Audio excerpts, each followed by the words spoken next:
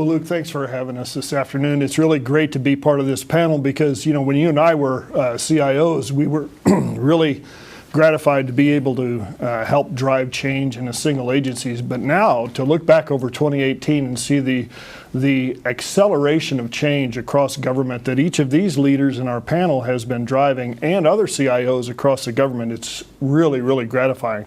You know, the policies that Margie's office has put into place really has given the tools to the CIOs to be able to achieve transformation and change that we've been talking about for many years, but there's always been challenges to achieving that change. I agree with you more. Exactly. So, you know, as we look back, this ability to shift from an application focus and delivering a single capability to adopting a platform that allows enterprise service delivery is really key.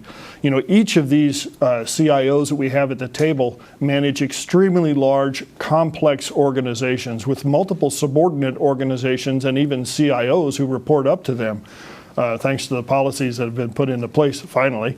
But that ability to look across those agencies and deliver enterprise services comes with a whole bevy of challenges that have to be addressed.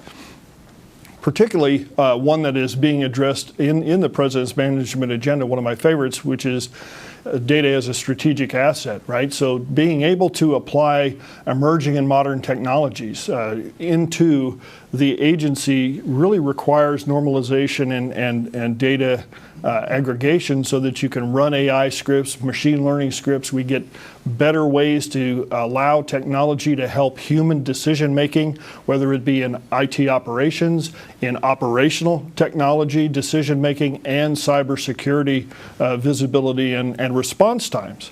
So that speed of adoption of change, I think, is what has been most gratifying. And let me give you a specific example who's not represented here today, because we're hearing from each of these great opportunities that our CIOs are taking to push their agencies forward. But Department of State is another great success story in 2018. Of course, they have global reach. You know, every consulate and embassy around the world, all the U.S. citizens are serviced by the IT department within the Department of State, the operations folks there, and they've really adopted this common platform approach with a common UI across a bevy of enterprise services that any employee around the globe can now access through a very commercial-like, easy-to-use portal and take care of business within that department. It's an exciting example of how technology is assisting our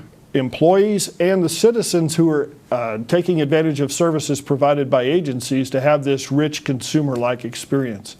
But internally, I'd be remiss if I didn't talk about people, right? So at ServiceNow, we've really pushed forward this year in 2018 to adopt training veterans, returning veterans on technology and being able to assist them to re-enter the workforce in an area where there's great need across the government, and that's for ServiceNow trained individuals to help deploy these capabilities across the agency. So we're excited about that program. We're in our infancy, but we're looking forward to a great acceleration of that as we move forward. That's fantastic.